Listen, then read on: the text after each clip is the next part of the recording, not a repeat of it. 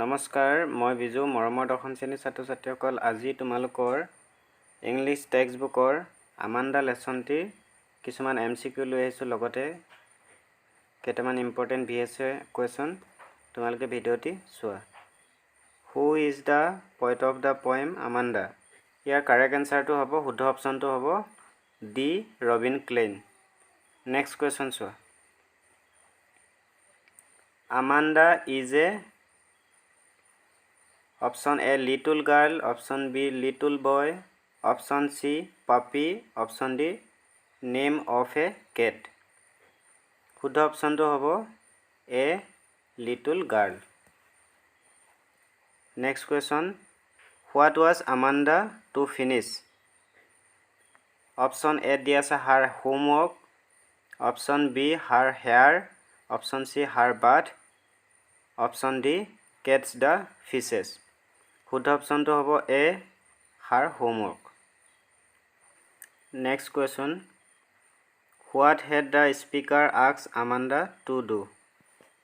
Option A দিয়া আছে doing her homework, option B sleeping, option C eating, option D playing. শুদ্ধ উত্তৰটো হ'ব শুদ্ধ অপশনটো হ'ব A doing her homework. Next question, how does Amanda imagine herself? Option A mermaid, option B monster, option C fish, option D girl. শুদ্ধ অপশনটো হ'ব A mermaid. Next question, what does Amanda want? Option A friends, option B parents, option C freedom, option D none of the above. Correct answer অর্থাৎ শুদ্ধ অপশনটো হ'ব freedom. Who is the speaker of the poem Amanda? Option A Amanda's grandfather, option B Amanda's teacher, option C Amanda's mother, option D Amanda's father. Correct answer to hobo Amanda's mother, option C. Next question, the speaker wants Amanda to learn A good habits, B bad habits, C pleasing habits, D no habits. Correct answer to hobo A good habits. So yet important VSA দুটামান আছে. Who is the poet of the poem Amanda? Answer, Robin Klein is the poet of the poem Amanda. Next question, who is Amanda? Answer, Amanda is a school going girl.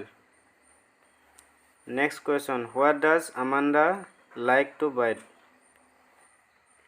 Answer, basically Amanda likes to bite her nails. Next question, is Amanda a student? Answer, yes, Amanda is a student. Next question, where does Amanda room? Room to দুটা এ হল এটা কাটিবা এটা লিখিবা. Answer, Amanda rooms in the street. Amanda লেসনটি ইমানখিনি question আলোচনা কৰিবলৈ আছিল. Thank you.